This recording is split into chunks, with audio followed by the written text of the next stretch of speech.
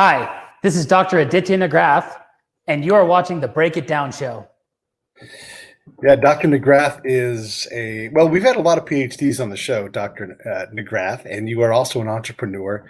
So it's fun to have different people from different disciplines. You have one that is literally impossible for me to get, and I think you can appreciate this. I'm a communications major, a former spy. I'm a person that talks to people. But I've got an advanced degree, and I think the highest algebraic math I've ever completed was sophomore year in high school. I did, I think, a full year, maybe half a year of pre-algebra. I never got above that. I was so bad at math. And I tried and tried and tried. Now, look, that doesn't mean I don't have a command of stats and other things. But, if you ask me to balance a quadratic equation, I can't do it. I would literally, I could never figure out how to learn that. So for everybody who's listening, Aditya is a entrepreneur who started a company called Elephant Learning, and basically, the slogan right up front is "Learn 1 year of math in 3 months." And I think, especially with COVID going on, man, it's a great time to talk about alternate ways to learn, because one of the things we do know is the big educational system does not reliably give us the outcomes that we want. I think that's 100% fair. No matter what side of the political equation you're on or anything else, we struggle to do right by our kids because these things are hard. And that's why guys like you are invaluable. So thanks for coming on. Tell us a little bit about Elephant Learning, and then we'll get into some fun questions. Sure. So Elephant Learning is this system we built to help teach children mathematics. It's an online math academy. And on average, children in our system learn 1.5 years of mathematics over the course of 10 weeks when they use our system just 30 minutes per week. And what we do is we focus on really helping children understand the language of mathematics, because that's what the research says is missing. So typically, people try to treat mathematics kind of as something that you do or something that you have to solve or an activity. But really what's happening is we're trying to learn this language, and the language that we're learning is of mental tools, of concepts, ideas, right? And once we have a facility of that language and we can apply it, we can use it to solve problems. So this is a foundational tool for young kids, or do you guys open this up to a variety of people and humans, I guess you would say, from all groups? Right. Well, so right now the program's only in English, and that's important. Yeah. But if your student speaks English, then this will be effective. And we cover from counting through algebra. So we start with young children. We teach them the foundational language. We build them up through addition. We build them up, to 3-digit numbers, 4-digit numbers. We give them a good number sense. We do it from several different angles. And then we go through multiplication, division, fractions, decimals, and percentages. And then after that, they kind of graduate into speaking sentences in mathematics, right? Because those are the foundational vocabulary that once you've kind of got a good grasp on, you can now start talking about mathematics. And that's what happens in algebra. And we cover the most common misconceptions in algebra, because even at the university level, we see students who maybe don't know why they're subtracting 5 from both sides. And if we can get them that understanding of what the equal sign means when we write it down, after the elementary age, well, then they can participate in the classroom. Yeah, I can appreciate that. That's sort of where I lost my ability. I'm plenty smart, but just with math, I could never find someone who could explain it in a way that made sense to my brain. And I don't think I have like a math dyslexia or anything. It's just and it wasn't for lack of effort. I just didn't have that language base. But let's go back a little bit. You're talking about young folks primarily. Okay, so let's say that my kid is in the 8th grade, and they're on the regular math track, but I can see that they're starting to fall behind, and I want to use your service.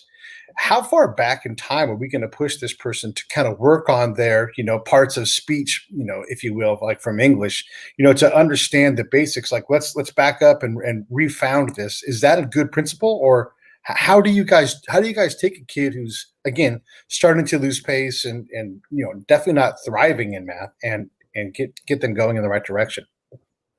Sure. So look, if you've got someone that's in upper level mathematics, even going into the university level, that is struggling with that level of mathematics, it's typically an idea that's missing in algebra or earlier. So the good news is that our system will help remediate that student and get them to be able to participate. What we do to be able to work with this student is we start out with the placement exam. And the placement exam is intended to start behind the student.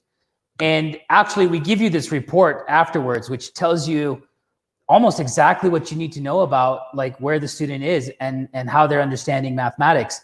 And honestly, it's extremely valuable, but it's just a part of the service for free. I mean, if we were to charge for it, it'd probably be maybe $200, right? Like Kumon charges $100 for their placement exams, and Mathnasium charges for their placement exams. We don't charge for ours. You get that and the report as a part of the service.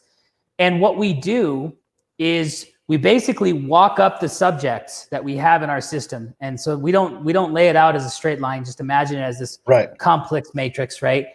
And we ask them the most challenging questions from each subject. The questions that when they answer, we know that not only do they understand the concept, but they're also applying it at the same time. So for example, if you're being tested out of multiplication and division, one of the questions would look like, I have 7 things in a row, and we show the student 7 rows. And there's a guideline at the 5th row, meaning that they could just eyeball that there's 2 more than 5, right? Right. So at this point, they're applying addition, right? Because it's 5 plus 2. They're applying, the curtain's open for 4 seconds, right? So the curtain's open, you can see it for 4 seconds, it closes. So if they answer the question correctly, they're applying addition to figure out that, you know, there's 7 rows. They're applying multiplication because they now know to use multiplication to solve the problem. They didn't count to get the answer. And they also showed proficiency in knowing what 7 times 7 is, even if they had to use a piece of paper to get it. So when they answer that question, we know they get it. They may not have fluency, like they may not have speed, but we know they have understanding, right? So as we're walking up these subjects, if they answer any of these questions incorrectly, and typically they get 2 chances to answer, if they answer any of these incorrectly, we know that we found the subject that they are in, and then we start tuning to them from there. So it's an adaptive technology that continues to adapt to the student. As they're getting it right, we're giving them more challenging things. As they're getting it wrong, we start falling back to find out where that gap is. But to start out with, this placement exam, I mean, to be honest with you, could even give the teacher enough information to start helping that student very quickly. Is math one of those things that you have to learn individually to really, really get good at it? I mean, it seems like, so just from my own experience again too, and I struggled. I tried in college and everything else, but the class, we used to do the old, felt tip pen on the overhead, and you'd look and you'd watch, and I would like follow. And then when I'd go to practice it, I'd get through like question 8. And then all of a sudden there'd be some variable about that I couldn't make the next leap. And it was it drove me crazy. And I could look in the back for the answer, and I could figure my way through the answer, but I didn't know it. I was just like, oh, I can make that number show up. I didn't have a mastery. I was copying things and not trying to get the answer right, because I was really trying to learn it, but I couldn't. And I always felt like if someone could slow down and help me understand this language, I always thought of it as a language.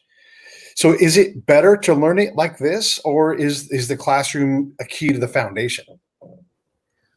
Well, so, I mean, and the classroom's now trying to do this. That's what Common Core is. The implementation tends to actually, to be honest, piss parents off, but, right? I mean, but the intent was good. So that's the good news behind Common Core. Here's the thing. If you don't understand what multiplication is, it's going to be really hard for you to use it, right? Now you can memorize your multiplication tables, and this is what this looks like. We were at the Westwood Chili Festival, and we had this computer set up to multiplication, and this girl came up and said, I'm doing multiplication in school. And we had it on the easy stuff. So we put up 4 groups of 5 things, and she counted to get 20. And then I said, well, what's 4 times 5? And she said 20 immediately. So it means she memorized her multiplication tables, but she doesn't know how to use multiplication to solve a real life problem that's in front of her, right? Yeah. In this case, it feels to the student like they're learning useless information.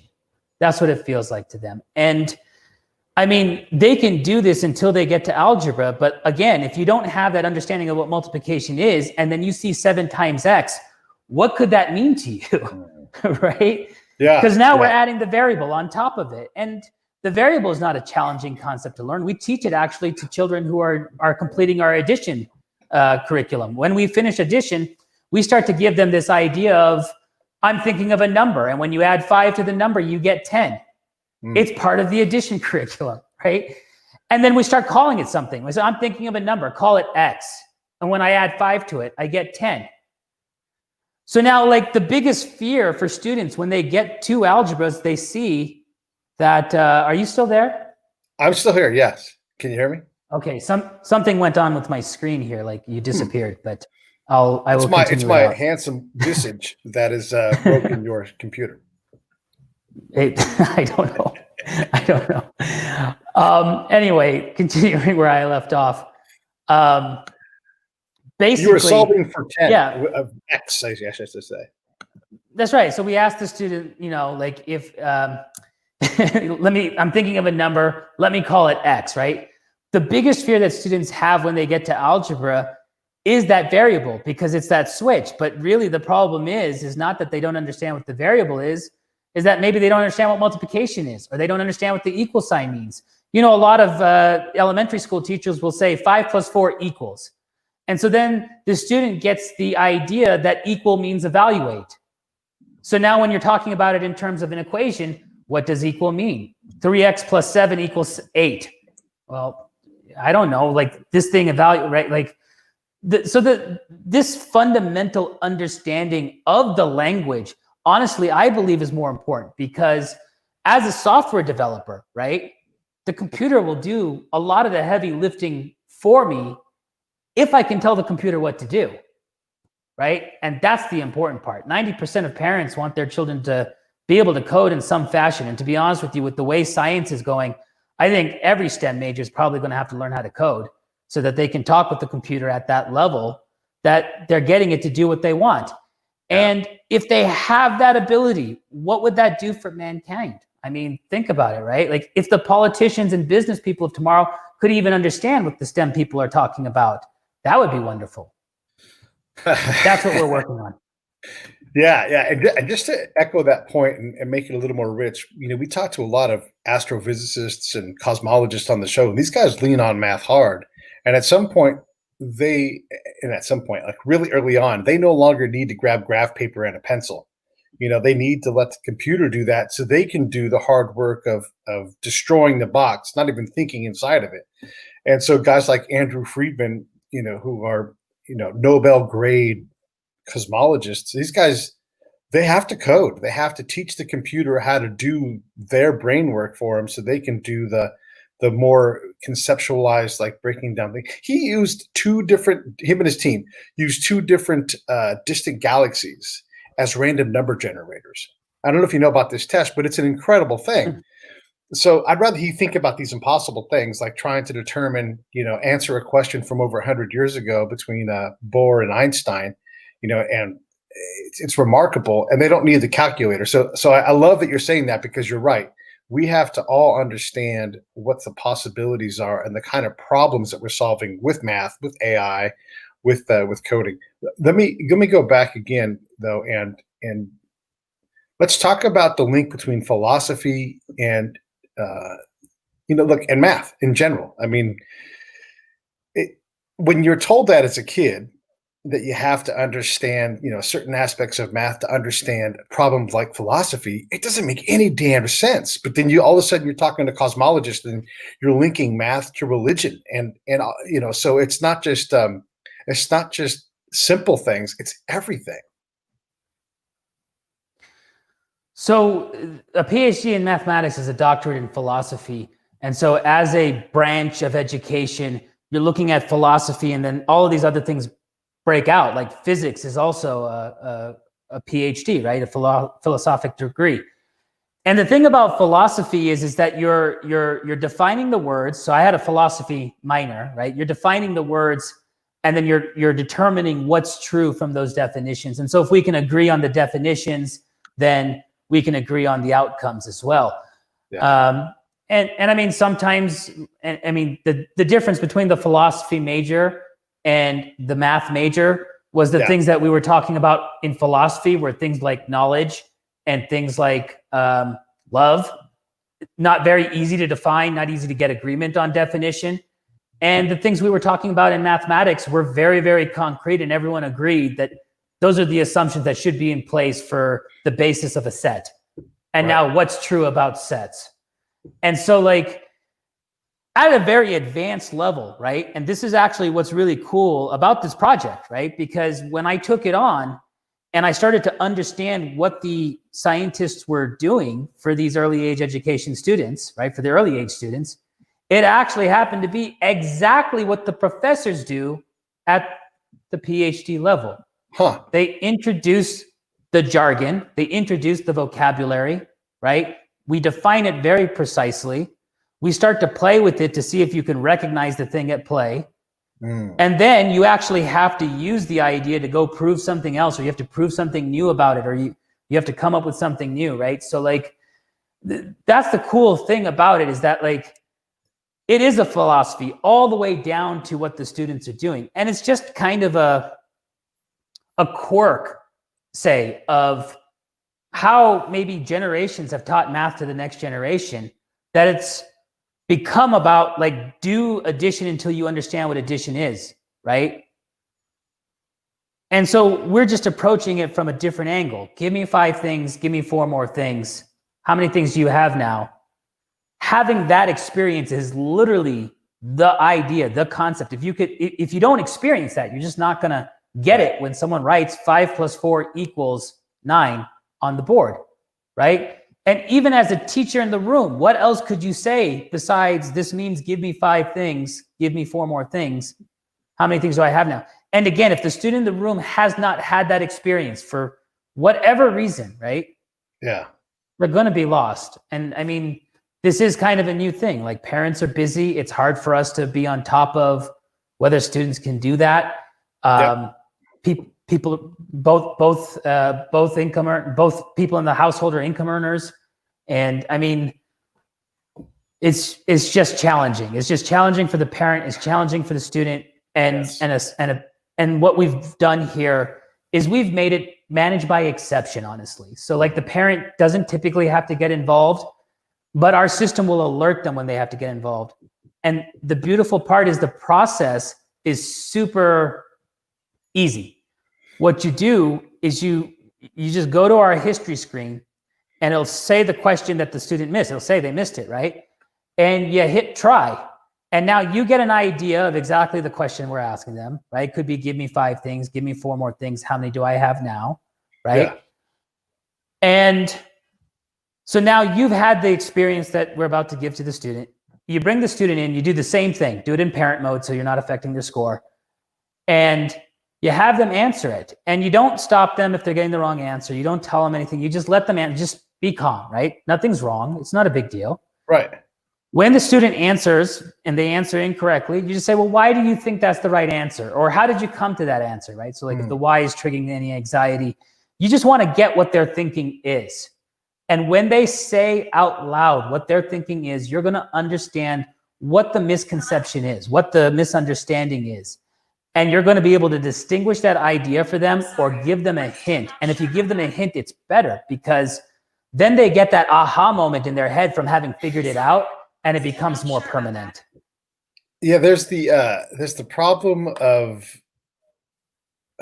sometimes you have to stand in front of your peers to get things right, just to grow that way. But there's also the problem of fear of failure, and pushing a person to the back of the classroom mentally because they don't want to. But what we need to do is say, like, look, when you don't know something, and you make a mistake because you don't like it, like, that's a point of growth right there. Now we can conquer this point of growth, and you will be forever better from that one little position. But we don't approach it that way. Instead, it kind of focuses on the fear side of things. And so I like that you guys are creating these opportunities to reframe learning as an experience of constant growth through errors. Because it turns out, I don't know about you, but I get things wrong more often than I can even comprehend. And then I'm like, oh my gosh, I was wrong about that for a long time. But now I've grown and gotten better. I love that about what you guys are doing.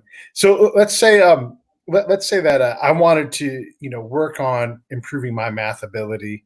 Is this something that's viable for me? I'm terrible at algebra, but I understand geometry, and I can't do a geometry, but I know like the principles. I know stats, and that's about where it stops for me. Is this something that's useful for me too, as a dad, as an adult, that kind of thing? We've had adults go through the system, and I mean, they go through super fast, right? I mean, the thing is that we've all had the mathematical experiences, right? Like Right. the problem is that if the student looks at you and says, when are you ever going to use this?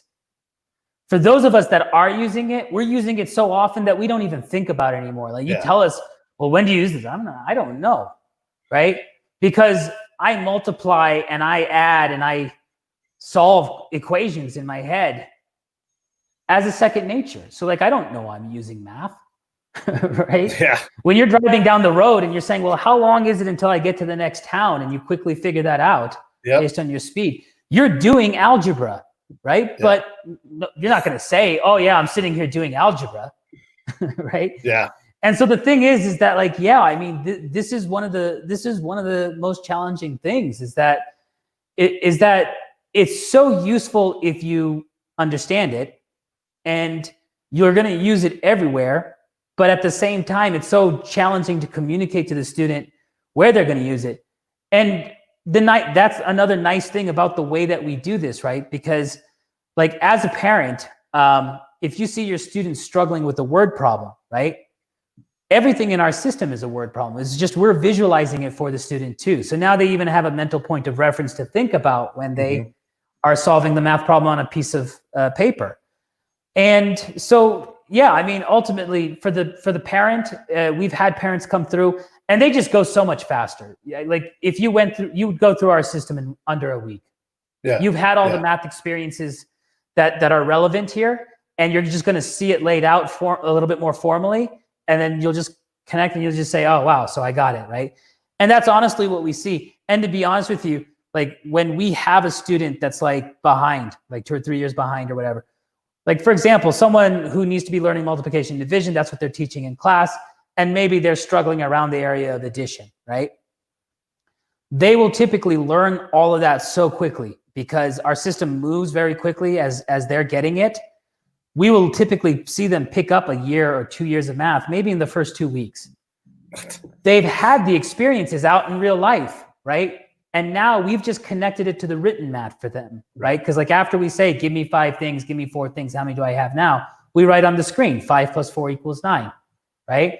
And hopefully the parents there to help like younger students connect it, right? Because if you got a younger student, things still work well. I mean, we've got 4, 5, and 6-year-olds that after 6 months in the system are doing fractions, decimals, and percentages. It's not beyond them. It's not beyond them. And so like from both ends of the spectrum, just the algorithms that we have underneath and the way we've laid it out, like together, play together in such a way that just, it works very, very well with whoever's using it. I want to, that's such a great thing. Like when my daughter was small, and she's 23 now, so, this is a long time ago, but I wanted to start introducing some of these concepts to her. And again, I'm no mathematician, but I know that I know how I use math on a day-to-day basis. And so we went to the grocery store and I said, get me 5 apples. And she didn't know what 5 even meant. She could count to 5, but to actually physically go, well, here's 5 apples and now get me 4 more. Then getting over that hump between going 1, 2, 3, 4, 5. Like you can look, you can see this is always going to be 5 apples. You don't have to count them each time, And that was sort of how I tried to introduce math to her, was to explain, okay, bring me 5 apples and 2 kiwis. And she's running all over the produce aisle, and I'm like, how many pieces of fruit do we have? How many kiwis? How many? And so it was a fantastic tool. I just didn't know how to go anywhere past that or to code any kind of solution into that. But I kind of gathered that's what you guys are doing for young kids. Yeah. And what you're doing there too is you're getting our more vocabulary for the fruits, right? So like, I mean, these are wonderful activities. And that's another thing that we give to parents is within the reports. So like if you open up down to the milestone level, so at first you'll get there, you'll see one subject open. You can click on any of the subjects. I could show it to you if you'd like. But basically, we have advice for the parents on how they could take this learning outside of the system. So like whatever level the student is at, we're going to tell you something like, for example, have them give you 5 things, have them give you 4 more things. or try to do it with your fingers. You know what I like doing it with the fingers is because now they have to use their imagination. So like, imagine my fingers are ponies, and how many ponies do I have, right? And if I had 2 more ponies, how many would I have, right? So that was something I had done like with my chiropractor's daughter when I was waiting once, right? And she loved it because she's using her imagination and she's playing this game on top of that. And that's the beautiful thing about mathematics. If you're doing it right at the student's level, it feels like a puzzle game. And that's the whole idea, is we've gamified those activities so it feels like a puzzle game for the student. But again, right, for both the parent, for the student, like we've thought about this from all the angles. My background prior to doing this was I would walk into companies and I'd figure out, how do I automate as much of their process as I can and build it as quickly as I can. It was a contract software firm. And so basically I applied that here. Like, what would I want in order to teach my child mathematics, right? Well, I'd want to know exactly where they're at and what would I have to do today, right now, if I wanted to play with them and have to teach them math, right? So all the information is there. And then also the exception handling is there, meaning that you can go to the history screen, you can see what they missed and you can work with them. Yeah. Yeah, it's an interesting way to approach the problem, you know, taking like the modern application. I mean, this is exactly what you do for these kids, but you know, you walk in and you see math solutions or math problems that you have to, you know, then solve. And then how do you transfer that to a little kid? Give us an idea, like just specifically, like when a kid is behind, and again, maybe they're doing it like in my day, we had to speed do times tables. So you just burned it into your head, you know, and you worked your way up to the 3s, then the 4s, and all the, you know, and you're just constantly just going so fast. You didn't have time to really cognate. You were just almost, you know, burning the memory in your head. But how do you tell if your kid is someone that would need something like elephant learning, you know, even if they're doing okay in math and you're just like, you know, why not play with this? It sounds like fun. The canary in the coal mine, because this is really the problem, right? The canary in the coal mine is the word problems. So like our children do well in mathematics on an international basis right up until algebra. And the problem is that like, because the test scores fail in algebra, we start asking, well, what are we doing here that's not working, right? In middle school, our children don't measure up. And the problem happens to be that actually 4 out of 5 students start kindergarten unprepared for the kindergarten curriculum. And so like, they don't have enough language to understand the teacher. And so like in a graph, and I actually, let me just show it to you right here. Like this is what this says. So this is all amongst income lines. And it's basically 4 out of 5 students start unprepared. 1, 2, 3, 4, they're unprepared. Here's the 5th, right? And if you look at the next graph, this is income level. So top 25, middle 20, 25 to 50 to 75, 25 to 50, and then the lowest 25% income earners. And this is the percentile at which they're entering the schooling system, right? So this matches the previous graph that I just showed you, but now it's showing throughout, like, what is their percentile coming out? Right. And all this graph really says is that if your student entered kindergarten able to understand the kindergarten teacher, as far as it concerns mathematics, then the education system works for them. And if they didn't, well, then, you know, if they're lucky enough to be here, then they tend to maybe start to catch up a little bit. But for the rest, it's basically flat to down. And that's basically the problem that we're trying to solve, right? Can we interject that language? Can we interject enough of that language to get them to catch up? And then the education system works for them, right? And so, yeah, I mean, I think what we're doing here, just filling in that language gap, is the most important thing we can be doing. The fluency will come because as you see where to use multiplication out in real life, just like driving a car, right? As you see where you're going to be using it and you start doing it, yeah, it'll come, right? And you can try to get your student to memorize the multiplication tables.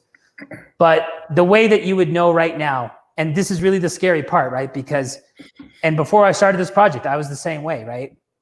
When the student answers correctly, most people say thumbs up. It's over, right? So if they are memorizing the multiplication tables, it might actually be counterproductive. The canary in the coal mine is the word problems. So when the teacher gives a word problem for the student to solve, it's creating a situation like what we're doing in our game. I have 7 rows of 7 things, right? But they're doing it with ladders or whatever, right? It's a word problem. They're setting up a story, and then the student's supposed to figure out what are the key facts to multiply to get the answer. Yep. They have to apply the multiplication to do it. So memorizing your multiplication tables isn't going to do that without that understanding of what multiplication is. That's like that old trick with your 9s times tables, and just to go 1, 2, 3, 4, 5, 6, 7, 8, 9 vertically down the column, and then go and it reverses the number, and so it's a trick rather than a comprehension. Now, sometimes shortcuts are great, but in this case, I always felt that 9 trick was not helpful to someone to really master what these things are. Not that times table memorization is right, but how often are you going to have to solve multiplication tables of 9 in a row where that's even a useful trick? Do you know what I'm talking about? I know. I know exactly what you mean. I've seen that meme on the internet, and I mean, like, these are just fun things to get people interested in the tricks. The thing is that once you've abstracted it, once you've got that understanding out of it, I mean, these neat tricks come into play when they come into play. You know what I mean? Like, sometimes they're useful, sometimes they're not useful. But like, the thing is that over a lifetime, you're going to do so much multiplication that whatever helps you, right? Yeah. But it only works, again, if you understand multiplication. And more than that, if you could understand multiplication at a time when it could make a difference, right? If you did it in the 3rd grade, then your life trajectory is different than someone who didn't. Yeah. Hey, my Aunt Dacky, Dacky's a family nickname. She's got a question in here. I think it's great. What math language should a child know before entering kindergarten? Like, how early is too early, and what can they do? Because we see those. I remember, like, in the old days, like 60 Minutes would like show a kid a measle, like a chart full of red dots, like 81, and the kid would could cognate just from looking at things. It's incredible. So, what's expectable? What's expected? What's too much? Are you guys built for that kind of learning? Right. This was the thing that was most surprising to me when I started out. So, like, the way we got started was I met one of my ex-professors who was one of my advisors in the PhD program. And that's what he told me, was that these students are entering unprepared for the kindergarten curriculum. And I thought, like, how is that even possible? Where does kindergarten curriculum even start? So the first thing they start to learn is counting to 20. And it assumes that the student can count to 10. And the issue is that the parent believes counting to 10 is 1, 2, 3, 4, 5, 6, 7, 8, 9, 10, which is exactly what I thought when Alvaro told me. And I go, well, what does kindergarten mean? He says, kindergarten means give me 10 things. The student is able to slide over 10 things and stop on 10. And I'm like, that's a completely different skill. Yeah. That's a completely different skill, right? And in one, they have a complete understanding of the numbers, right? Because if you can ask, just like you did with your daughter, if you can ask them for an n number of things and they can give it to you, then they understand that number. And they also have this extra skill that happens. They're able to hold their number in the head as they're counting it out to you and remember to stop there, which is kind of like children chewing gum and walking for the first time, right? So it's like you're building mental capabilities, working memory, and how many things can I do things like, I'm sorry, let me take this out of my pocket. Anyway, but I hope that answers the question. Yeah. And one of the things too that my daughter and I did, as I think back now, was, grab 5 apples, grab 3 kiwis, and I'm compressing time here, and grab me a couple of grapefruits. They're on that one over there. She can't read yet, but I can point. And she would go and be like, how many total fruit do we have? We have this many. Okay. You know what? That's too many apples. Take back 2. And then, she could do that. I'm like, and it just constantly making her work through what the numbers might be. And then we made the next leap. Like, if each of these things costs $1, how much money? Because she knew what money was. She just didn't know, she knew the concept that you had to give something to get something, but she didn't understand what money was. So I'm like, just dollars. And I pulled out $1. I'm like, if I have to give $1 for every one of these. And so it made her jump over to the next track. And it was not easy. She really struggled. She's a little itty bitty little kid, but that kind of learning, I think, is just fantastic if you're a better teacher than I happen to be. I mean, I tried, but I don't know that we got there. To be honest, it sounds like you're an excellent teacher. I mean, this is what we do. This is literally what our system does automatedly. Okay. So you were doing it with your child. And so that's wonderful, right? And that's why she is where she is now. Some of the Common Core stuff that I've seen makes sense. It's how I do math as someone who's not like, I can do math in my head. So I'm smart enough to do that, but I have to chunk it out kind of like how you do in Common Core a lot of times, where I'm like 852 plus, 715. Well, I'm going to have to simplify this. And so I'll simplify the hundreds, I'll simplify the tens, and then sort out the last few numbers that are left, if that makes sense at all. So I can add complex numbers because I kind of use a Common Core type approach.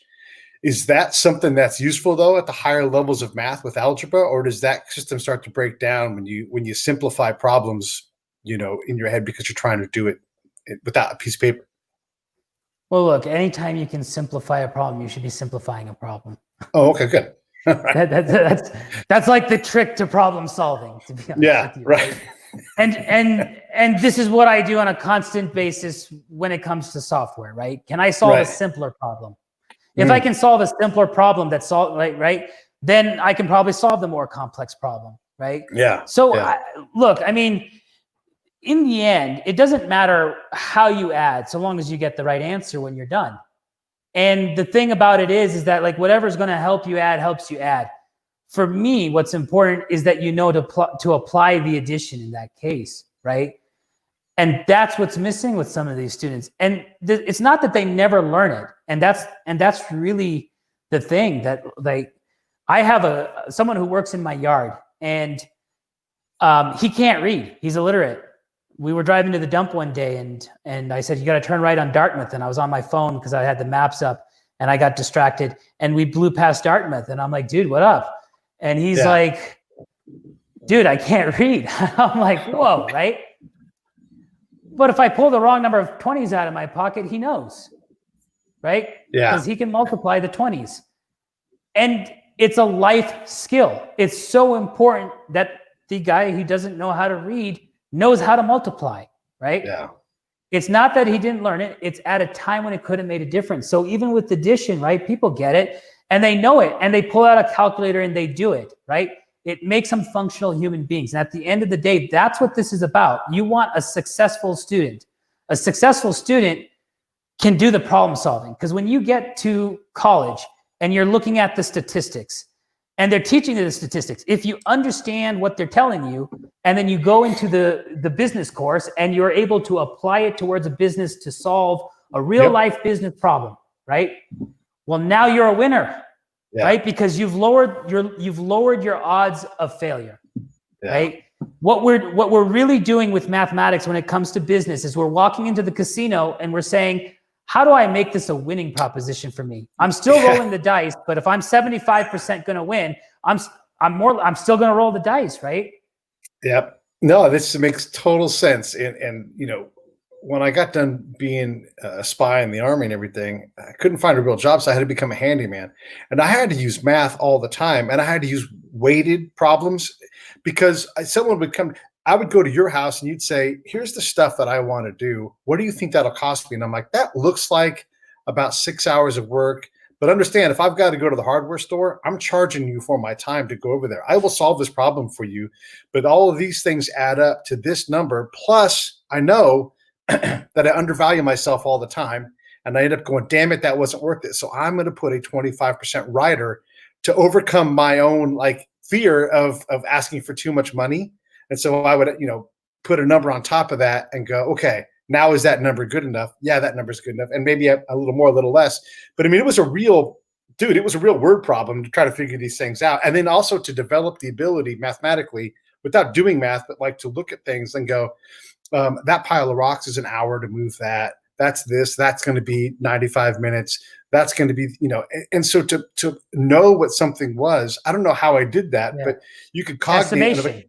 Estimation. And I'd be done in 8 hours. We'll call it 10 because there'll be something weird that happens. This is going to take me 10 hours. This is going to take this. This is why I'm charging you that. And then all bets are off if one day I drilled into a wall in San Francisco and I drilled into a dead cat.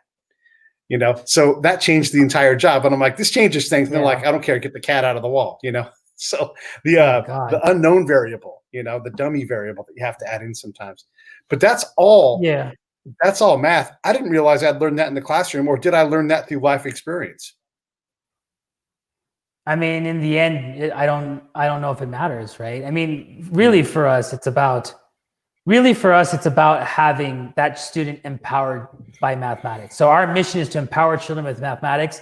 Our vision is to change the way the world teaches mathematics. And the idea is if I can empower enough children with mathematics, sooner or later, these guys are gonna have to turn their head and say, hey, what are these guys doing? And how can we be leveraging it to help us in the classroom? Yeah, I love it, man. I love what you guys are doing. And I love that these things are available for this generation, because it really can take a kid like me. I was a latchkey kid, free range. But if I had something that was interesting for me to do on a computer growing up as a kid, I might have sat down and did some math before I threw a ball against the wall, which is, again, a form of math. You're learning geometry and everything and energy and physics and all that kind of stuff. You just don't have anybody to apply it to those things.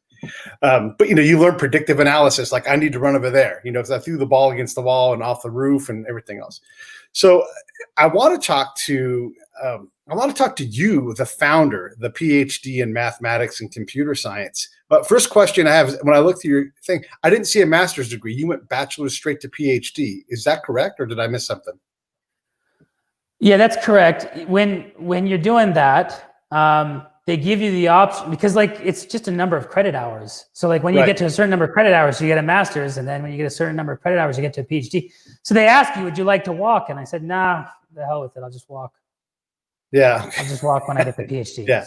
Because really, if you already have a master's and then you enter a PhD program, you ultimately end up with another master's degree. You're right. There's just enough classroom time. And then why Denver? Well, that's a great question. It's kind of a funny story, but I was trying to go to Brown. I wanted to do computer graphics, and I guess someone didn't send a recommendation letter, and so I didn't get in because of that. Yeah. And it just turned out that, that person could help me get back into DU because they didn't send that recommendation letter.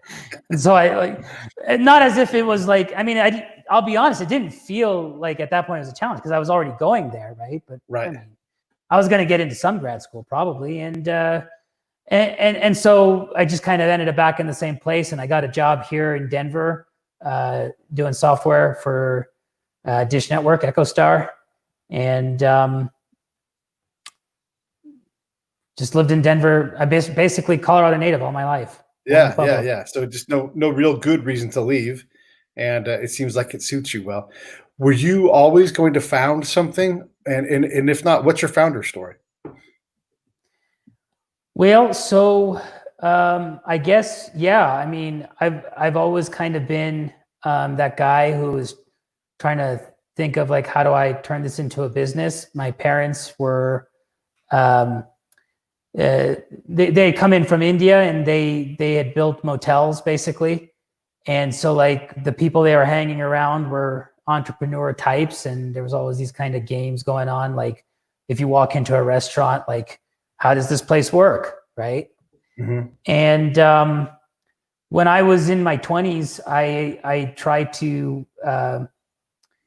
start a couple of things, though I don't think I was more interested in the programming of it than the sales of it. And then ultimately I started working for a contract software engineering firm, and I found myself in Ukraine working directly for the client at some point. And they basically came down and said, well, what if we just hired you as an independent contractor? And I'm like, okay, let's do that then. And so then I'm out in Ukraine. I'm an independent contractor. But I've been working for a contracting firm. So I say, well, dude, just let me hire a couple of people. I'll offload the work. You don't need to drive the Ferrari through the residential neighborhood is what I told them. So you don't need a PhD. You don't need a PhD to be working on your UI. I'll get some guy to just build your UI here. I've built this thing behind the scenes that's it basically replicated iTunes for a cloud so that you remember how they had that home sharing? It was you could open up iTunes from your cloud and you could see your music from home at work. Yeah. And so you don't need me to build that UI. It's a very simple UI. I'll get someone to do it for you. And that's how I got started in contract software engineering. Is that company grew to have about 30, 35 employees at some point. Right. And you're right. Like, yeah, why are you going to pay me to do this? Like, of course I can do it. Of course I'm glad to take your money, but let me put your money to better work. And let me do the math here for you. I can hire this guy for this number. You don't got to pay me this bigger number, and let me go do other things for you. Yeah, I get that. And by the way, I used Eric Wright's Disco Posse episode with you as sort of a background, and that's why we're sort of staying adjacent to all those topics. Everybody should go check out Eric's show, and it's just real simple. I'll put it in the show notes, but they cover a lot of the background things, and I didn't want to rehash old ground. It's one of the benefits of podcasting is we can build on a body of knowledge. So everybody should go there. And then also, if you're looking at your kid going, "Oh, you dummy," you can elephantlearning.com, super simple. And I put the case studies link up there because I think, look, you want value, you want ROI for your money. And when I looked at the pricing, God, this seems really reasonable. I mean, for less than the cost of a tutor, you got a kid clicking away and doing this, especially right now, since tutoring is such a weird thing with COVID-19 and everything. So just in general, you guys should go check out elephantlearning.com and give it a flyer. See if your kid learns, an extra year of math in 3 months. I mean, is that a bad thing ever? I mean, I don't think so. What's coming up for you guys? You guys already have so much stuff done. You're taking curricula out to algebra, but surely you have verticals, and I guess you would have tangentials in your business as well. Well, so right now we're focused on trying to build a team underneath us. So in those 3 years, I mean, I had people helping me, and then at some point I found myself completely by myself saying, now I actually have to build the culture because the product's out there, people are adopting it, but really now I got to have that culture right. That started about last year. Mm-hmm. And it's not the easiest problem to solve because it takes time. But as soon as we solve that problem, we're able to bring on the people that will support us in the roles that we have open right now. The idea is that we would use that to start to build out. We want to cover through calculus, and we want to add coding to it because I believe that if I teach you coding at the same time that I teach you algebra, your fluency with the language of mathematics is just going to be next level. Because the real big issue is that these symbols, we use them interchangeably in different contexts, and the student has to be able to see that and then determine which context are we in, right? Like the equal sign. Is she asking me to evaluate, or are we actually saying what equal really means now? Or are we in a coding context where it means I want to assign the variable? Right. So, I mean, or are we in a testing situation in a coding format, right? Where we put it in twice so that we see, we're asking the question, are these two quantities equal? Yeah, I think if we get them that language, it's just going to be, what we're going to see out of these students are just going to be next level. Right. Yeah, interesting. And the other thing is, as you learn coding and algebra side by side, it's like if you liken it to video games, if you're really good with the video game paddle, you can translate that knowledge to other video games and get there faster than someone who's never picked that paddle up in their life. And how do you normally move? Well, we normally move at this button. It doesn't matter if that button's X or not.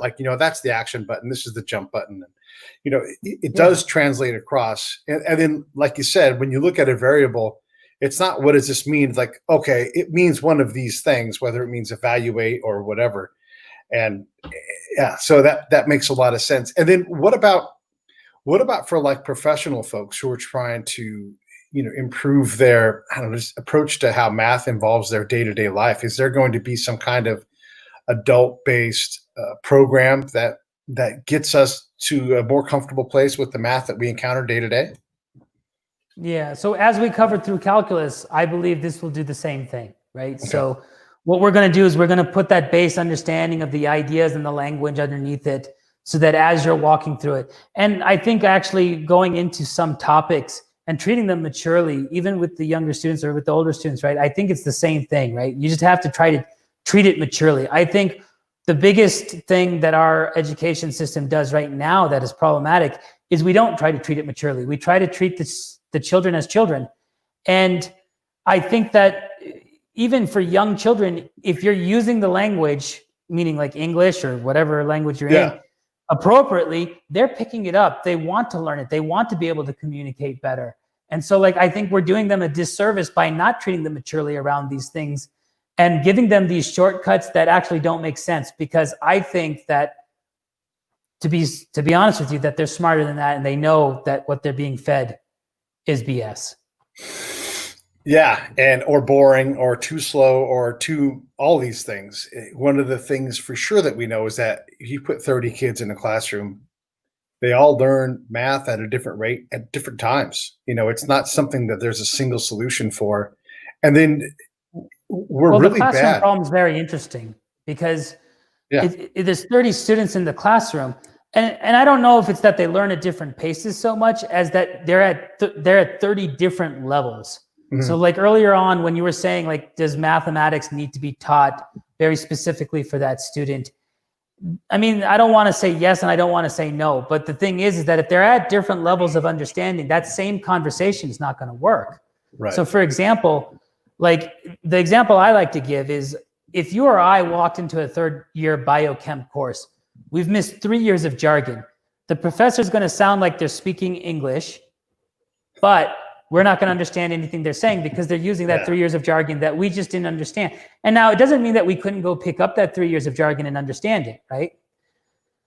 In a similar manner, that's actually what's happening, right? So if you got a third grader whose understanding of mathematics is at a first grader level, so they're about 2 years behind conceptually, well, what the teacher's talking about doesn't make any sense for them.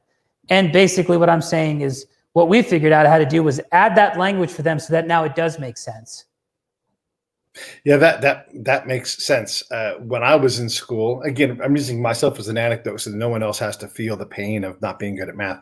But I was good at science, and so I got recommended for a higher level of science freshman year in high school, and that meant that biology instead of like natural science.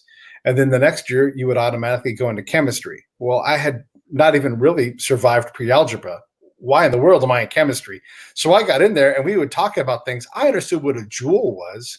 But and I understood like that's the periodic table, and these are weighted, and this chart makes sense. All that I could get, but when they're like solve this problem, no chance, not even. And you can't slow down enough to get me to catch up because there's just too much back work to do. So it's a great real life example of how do you get your kid caught up in some area. And in reality, I shouldn't have been put into chemistry. I mean, that's a failure of the school, but they don't know that. They just go, okay. You got through biology, all right? If it was the first year chemistry course, then the language that was missing should have been taught by the teacher. Yeah, that's right. I mean, and that's the important part, right? I mean, the important part is to get that basics in. And I mean, with chemistry, it might be a little bit challenging just because there is no why. This is just what they've observed, right?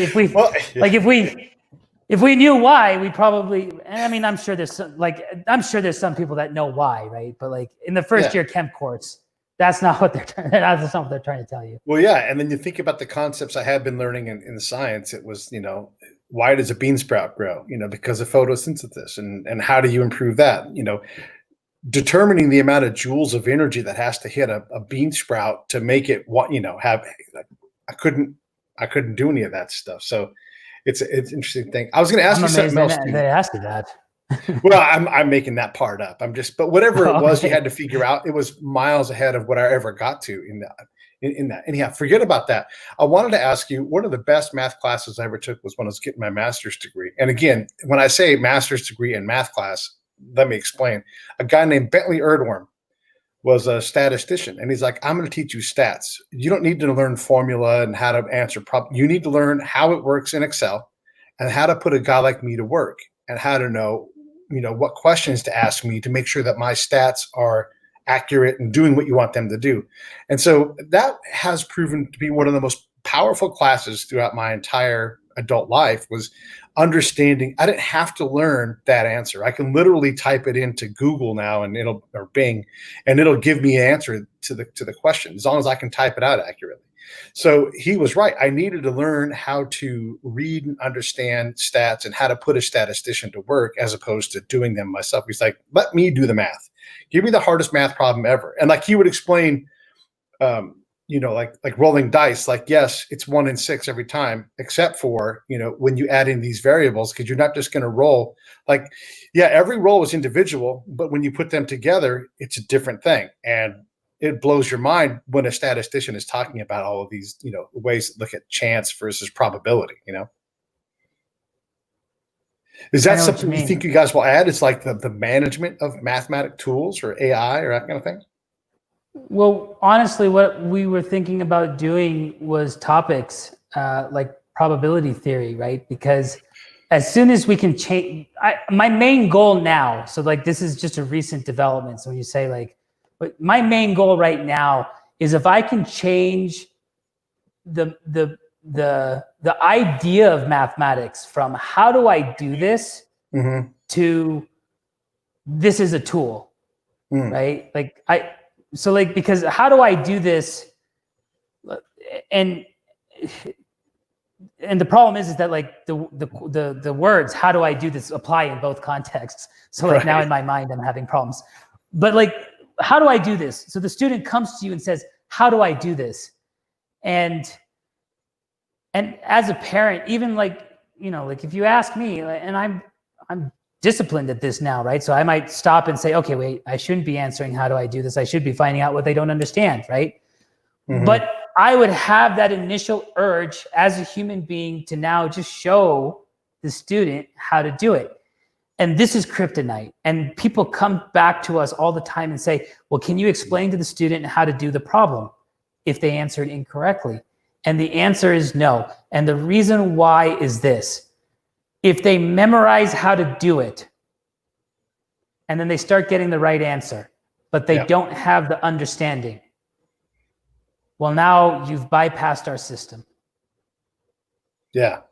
I mean, this is right? to a T defining how I tried to learn algebra was I can make the right answer show up in this level of problem. 2 levels up in that problem, I had no ability to adapt to the change in the problem, the complexity. And really, it's a baby step, but I could never get over that hurdle reliably. Never could. Right. And I mean, and that's the thing is that like, it is that's how it's presented to us at young age. So like, that's why I'm saying as a human being, that's my urge. That's my thought of mathematics. But now that I'm viewing mathematics from a different context, right? From the context of, but where has it been useful in my life? Well, it's been useful in my life as a tool, right? As a tool to solve, how do I do this? Mm-hmm. And that's the real problem is that like, yeah, I got to change the context, but on both sides of the context is how do I do this, right? But it's the tool, right? Like for your software engineer, for your physicist, for your chemist, right? It doesn't matter which STEM major you go into.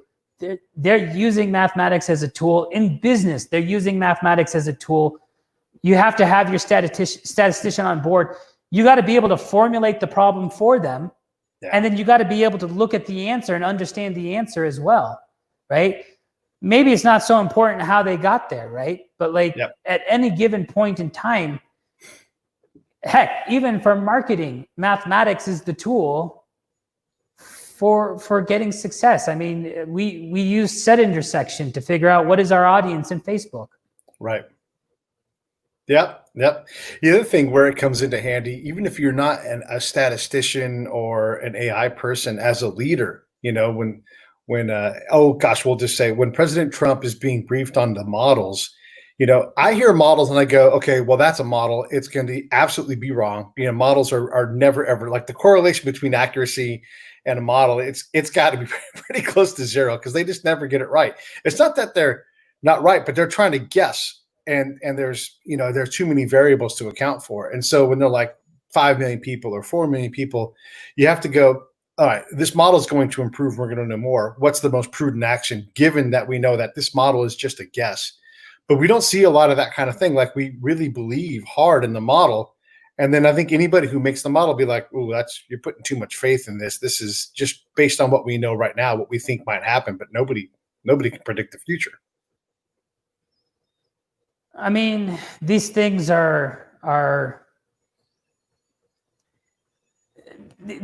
challenging, right? Like when you're using like the models for, regression or whatnot to fit these curves, right? The model's also always giving you back an error rate. And the real challenge is it comes down to not just what the model generated, but it also comes to the data that you're feeding in. And whenever something is politically motivated, I mean, gosh, how do you know that? I mean, and this is the real problem. When I was in high school, I did cross-examination debate. Okay. And there was evidence for both sides of the issue. I guarantee that. For 3 or 4 sides of the issue, there was evidence. Yeah. The whole thing with cross-examination debate was that you had to be able to pull out a piece of evidence. And what we're seeing right now with the media is they are coming back to you and they're making you even question what is science.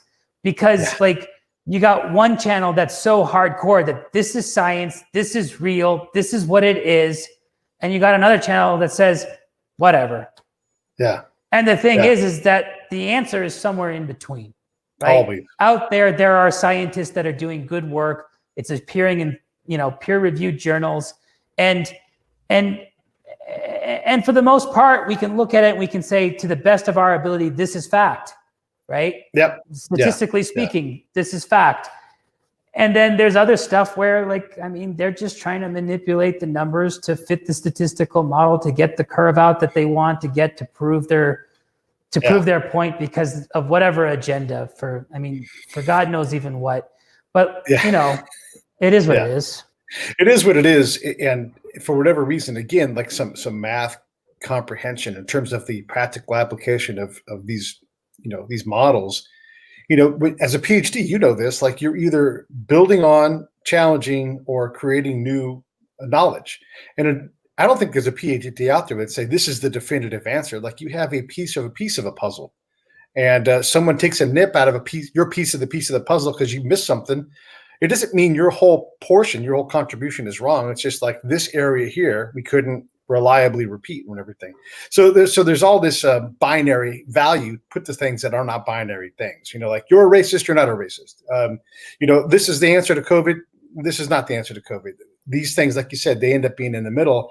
And again, like when you start to apply mathematic principles, here I am, the non-PhD mathematician, but that you understand that like there's a whole lot more balance that needs to happen in these things. And that means you have to tolerate some uncomfortable realities. Science, it turns out, I don't know if you know this or not, but science evolves over time and it improves in certain areas. It's not definitive black and white, hardly ever, Like explain the pattern. A lot of it depends on the hypothesis that they're using to prove, right? And that is also something to a mathematician that's kind of counterintuitive because, like, for example, with COVID, if you want to find out what are the underlying factors that are causing the disease to be significant, I'd say go get a data scientist. I've seen data science. You've seen statisticians do amazing things with the amounts of data from just New York alone. What they could have collected in that first 2 weeks would have probably given us all the information in the world. And I believe Oracle tried to work on it. I don't know how many people bought into it, but I don't know. It's challenging. Here's what I found. What I found is that on a mass scale, human beings kind of start to understand what truth is. Like they know truth kind of. There's a lot of mumbo jumbo that you can do to make them feel like something's true. But in general, like when I'm telling someone something that I know is true, meaning like it's mathematically true, it's conceptually true, it's logically true, right? It's not something I have to go out and form a hypothesis and test about. When I tell someone something that is just true, they tend to realize it's true. They tend to. And it's true that Barry Bonds was the greatest hitter during his era that probably has ever lived. But there's still the worst hitter who goes out there and swings at that one pitch and hits the home run and defeats Barry Bonds, frequently. And it's just like, he's maddening. Because the truth is that there's always something in that system that denies, everything has to regress to the mean, just about, and regression to the mean. Well, listen, I've had you for over an hour. Anything you want to say in closing? No, I think, yeah, I mean, if you want to check out Elephant Learning, just go to our website and check it out, elephantlearning.com, or if you Google us, check us out on Facebook. And thank you so much for having me here. I'm very happy to be here. Yeah, it was fun, man. I like talking about smart stuff with smart people. It helps make me a little bit smarter each time. So yeah, thank you again. Everybody go to elephantlearning.com. If you can't figure that out, go to the show notes. Glad to help you out there. And if you have any questions at all, let me know. You can email me and I'll forward it over and we'll get you connected. So thank you so much. Everybody, learn math. It'll help. All right. I'm going to sign off. Hold on one sec.